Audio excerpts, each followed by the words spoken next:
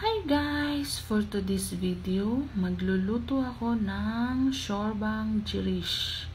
Ito ang lagi kong inihahanda sa kanila na soup. At ipapakita ko sa inyo kung paano ko niluluto at ginagawa. Meron tayong ditong bawang, sibuyas, kamatis, karne, at ang jirish rice. Ihiwa na natin ng maliliit yung bawang, sibuyas at yung kamatis, i-blend natin. Tapos dito, maggisa na natin yung bawang at sibuyas. Tapos dito, ilalagay na natin yung karne.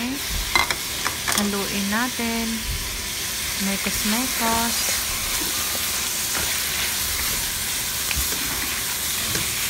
At ilagay na rin natin, isunod natin ang jirish rice.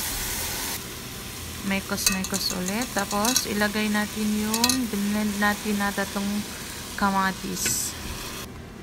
Salain natin.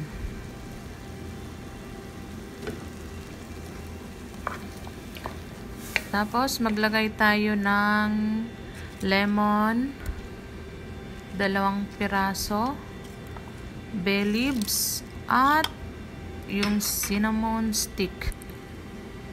Tapos takpan natin. Yan, check natin ulit. Tapos maglalagay na tayo dito ng spices. Meron tayong cumin, turmeric, baharat at curry powder. Mekos-mekos. At maglalagay na tayo ng tubig.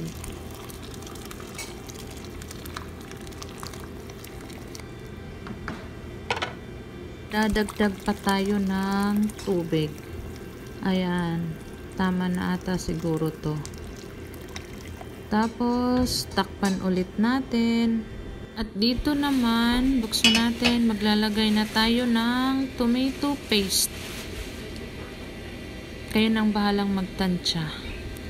Para sa akin, okay na tong ganito kapula. At dito, titimplahan na natin siya ng asin lang. Asin lang talaga ang nilalagay ko. Tapos dito, maglalagay na tayo ng Quaker oats. Kayo nang bahala kung anong gusto nyo, yung malapot ba or tama lang. Kayo nang magtansya rin. Para sa akin, yan, nilalagyan, binubuhusan ko pa ng Quaker oats. Tapos, parang kulang siya, dagdagan natin.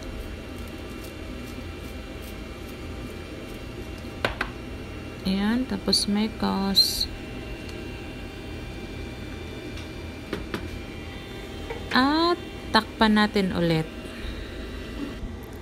At ito na ang ating shorbang jirish.